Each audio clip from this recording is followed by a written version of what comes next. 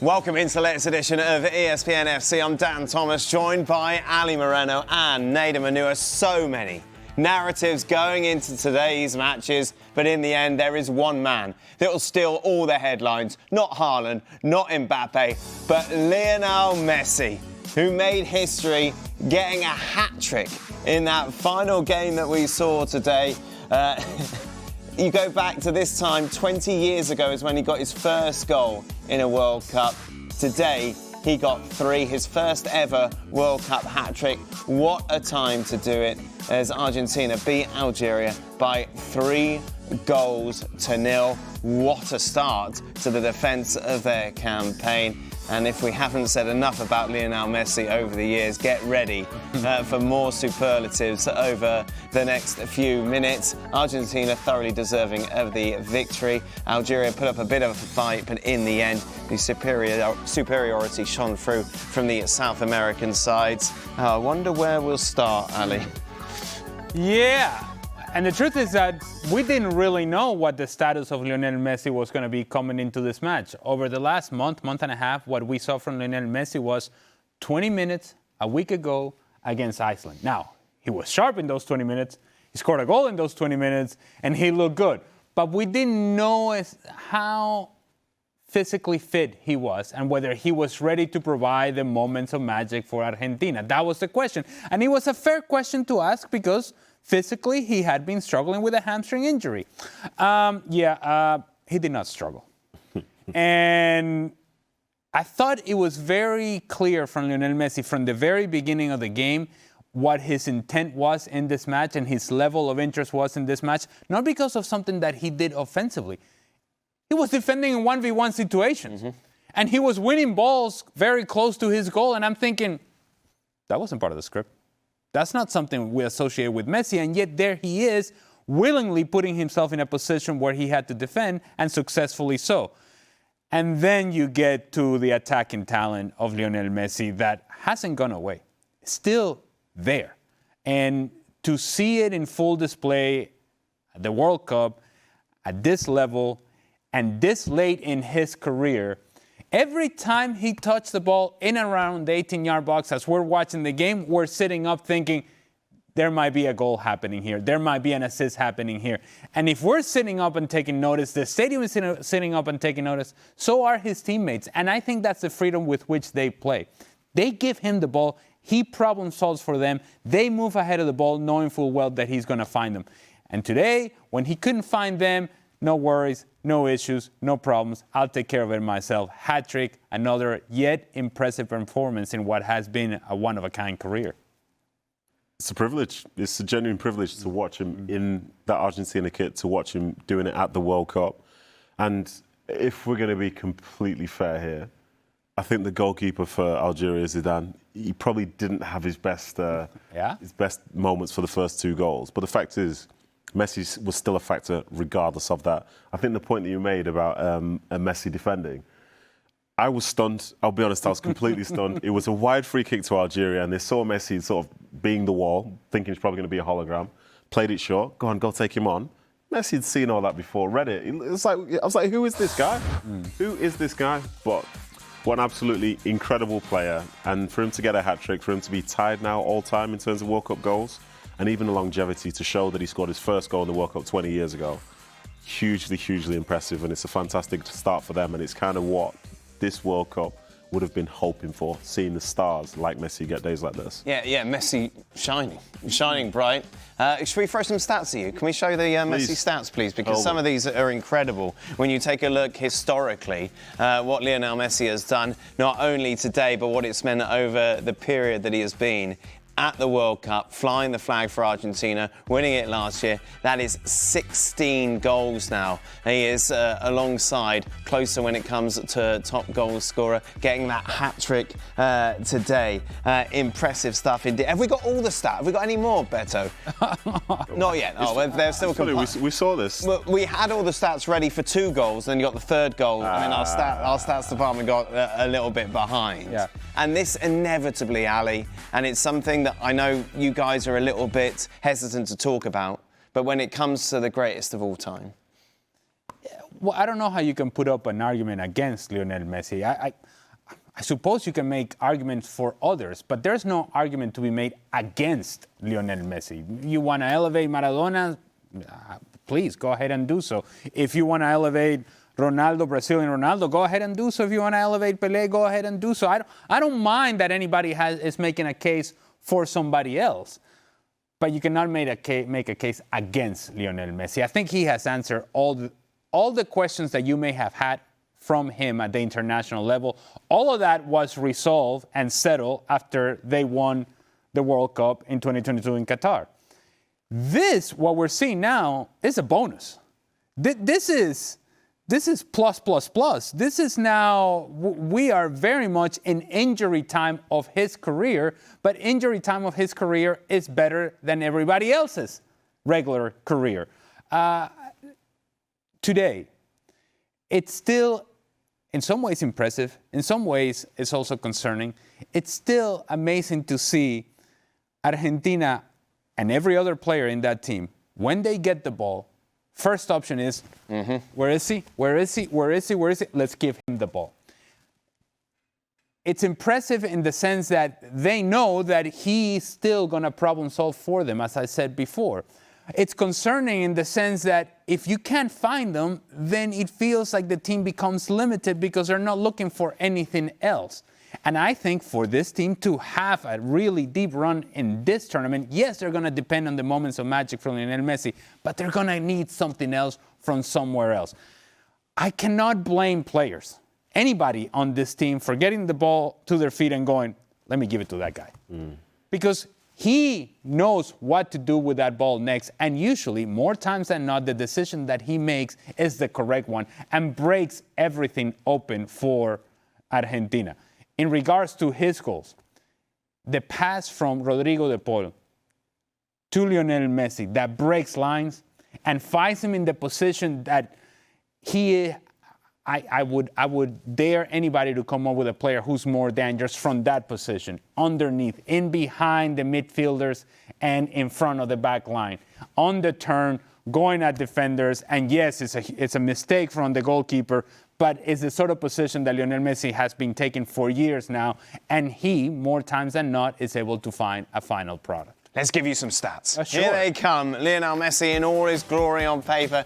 As we mentioned, tied Miroslav Klose for the most goals at a World Cup. He surpassed Pelé now for the most goal contributions in World Cup history. And he is the oldest player with a hat-trick at the World Cup.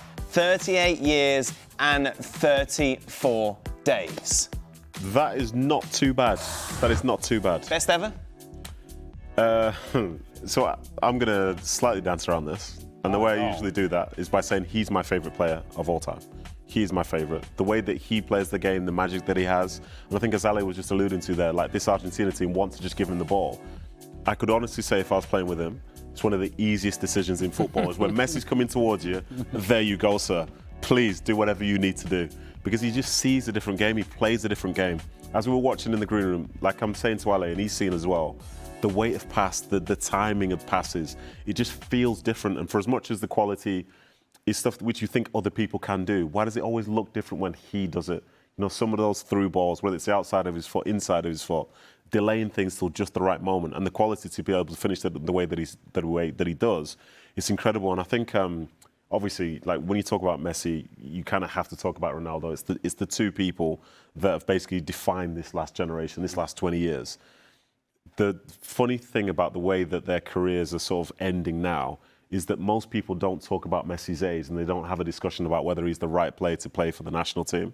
Whereas for Ronaldo, whether rightly or wrongly, people are saying, can Portugal win this if Ronaldo is playing? It's the exact opposite conversation that's being had. And I think some of those conversations are unfair. And I've been on the show being very pro-Ronaldo from that standpoint. But for Messi, it's like, if he's fit and he wants to play for the national team, he will play and everything will be built around him. Sorry. So is he the greatest of all time? Well, he said he was going to dance around it. Like I said, thank you for listening, yeah. I said I was going to dance around it, and I did. He's my favourite player of all time. I've not seen every player of all time, Dan, so I can't say he's the greatest, but he's my favourite. How about that? I'm saying if you have a pickup game and every single player is lined up against the wall... Every player through history? Yeah, who are you picking first? After Ali Moreno, I think I'd go for. Wow, that's a bad choice. I know, it's a terrible pick. Terrible. It's a terrible pick. I'd go for Messi. You go for Messi. I'd go for Messi. Ali? If that's a game we're playing and I'm picking one player Yes. for one match, Yeah. it's in my backyard at the Moreno Mental, I'm picking Yeah. Ronaldo Nazario Fenomeno from Brazil. That would be my guy. But again, I'm not going to sit here and make an argument against Lionel Messi because that would be silly. In terms of Argentina as a whole today, one of the many questions that they may have had is elevating the performances of players who were underwhelming this past season. Yeah. Alexis McAllister was one of those players. You can make the argument that Rodrigo de Paul has been struggling with Inter Miami. And let me just say that I don't know whether it is the vibes of Lionel Messi, the electricity that he brings to the field and to the stadium, but you see Rodrigo de Paul play today and you go, oh, maybe he's been saving himself for the World Cup because this is not the player that we have been seeing from Inter Miami. Far more engaged in the possession, far more engaged in how he's tackling the ball, how he's regaining possession of the ball higher up the field, far more engaged in getting in behind and being in connection with the attack. You're seeing an effective and efficient game from Alexis McAllister, and they're going to need all of that to facilitate Lionel Messi and to give him the freedom to do the things that he does better than everybody else in the world, and that is provide moments of magic. The more that they can do that for Messi, the more he's going to be useful to them, and the more he's going to create for them. Argentina looked really, really good today. Gentlemen, time to put on your crash helmets. Uh-oh. Should Messi have been on the pitch to do this?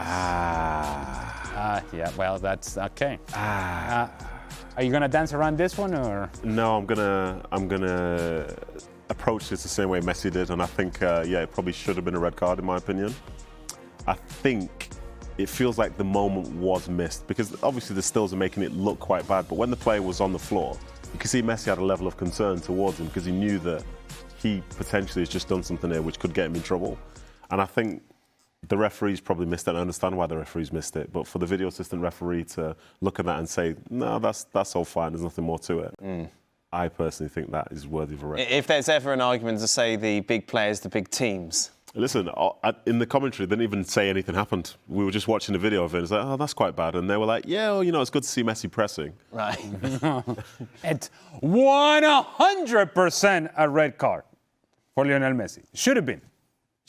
I'll tell you what else is concerning, and it plays along this narrative that great players get preferential treatment. When he was about to score a hat trick and the goalkeeper, Zidane, actually made a save, they showed Gian Infantino smiling. I was like, oh, man, that was close. That was close. And it does play into that narrative of, this guys get a different sort of treatment. We don't even have to see the still. If you see the live video, it felt like a bad challenge to begin with. Then you see the replay, and this is a bad challenge. Somebody has to take a look at this. Why is Simon Marciniak, the referee, not being called over to see this? It should have been a red card for Lionel Messi. As much as I love Lionel Messi, that was a clumsy challenge, a bad challenge, and you're raking the back of somebody's calf all the way up from the knee down to his ankle. Should have been a red card. Moving on from that, I thought Argentina were really going to struggle in this tournament. I looked at it, 4 years older. Yeah. A lot of old legs out there, a lot of experience, but a lot of players you could say maybe have peaked. Has today made a difference with that narrative? Was that the Dan Thomas apology, or what was the feeling there? No, I still think they're not going to do very well in this tournament. You think they're going to go the furthest of all the teams from CONMEBOL? Are they going to go through all the teams at CONMEBOL? No. Who do you think is going to go further? Somebody else. Okay, fair enough. Now you said somebody else. No, I just feel this Argentina side... Look, Zidane had a shocker for those 2 goals today. Yes, he did. Argentina weren't very good in the first half. There's an argument that Messi could have been sent off.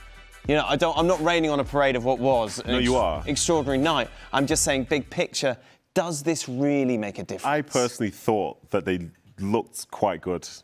I thought they did. I thought they were very well organised. You could see the structure in terms of how they wanted to defend, how they wanted to attack. And for as much as it wasn't like pristine and polished, I could see what they were trying to go for. And of all the teams that we've seen so far from South America, it made sense because this Algeria team is a good side. It is a very, very good side. And I thought, they're going to pose them some problems. But in the end, in the grand scheme of things, they didn't. And I think a lot of that is down to Argentina. So I like them. I'm backing them, yeah. How much you like it? I think they're going the furthest of all the teams from CONMEBOL. Yeah, but as we've said yesterday, they're the first CONMEBOL side to win.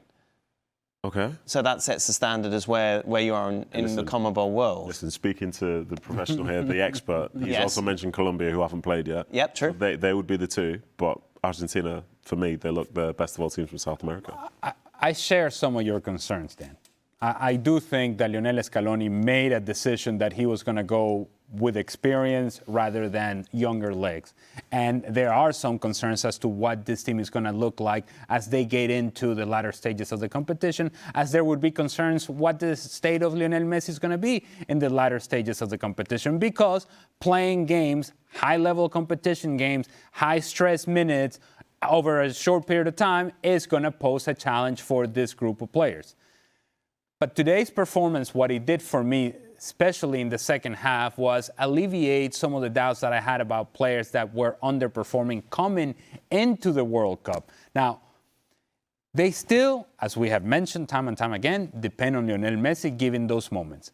We don't know yet what the status of Emi Martinez is. He played today but wasn't really tested, and the one time that they took a shot on goal on him, they score, but it was taken back because of offside. Have questions about the left-back position because Nicolas Tagliafico was out injured. And so you have a guy who has no experience in Facundo Medina playing that position. Now, these are maybe very low in terms of the list of concerns for Lionel Scaloni, but they may become big concerns as the competition goes on. Defining the right-back position. What do you do in who attacks with Lionel Messi? Is it Lautaro Martinez or is it Julian Alvarez? Who plays on the right back? What do you do with Juliano Simeone? These are all questions for Argentina, but these are good problems to have. Yep. And I think when you compare it to a lot of the other teams that we have seen so far, you kind of go, all right, so of what we thought would be the pre-tournament favorites, who has performed at a high level? And it wasn't until today that we saw the second half of France, which we will talk about, and then we saw Argentina, and you go, okay, these teams look like there's something different, like they're a level above some of the other teams that we have seen, or some of those that we thought would be favorites coming into this competition. So in that sense, you win 3-0. I think it's an encouraging sign for Argentina and an encouraging sign for Lionel Scaloni. Let's take a look at what that win means for the group. Argentina sit atop. Austria take on Jordan later on today. That is a midnight kickoff local for us here.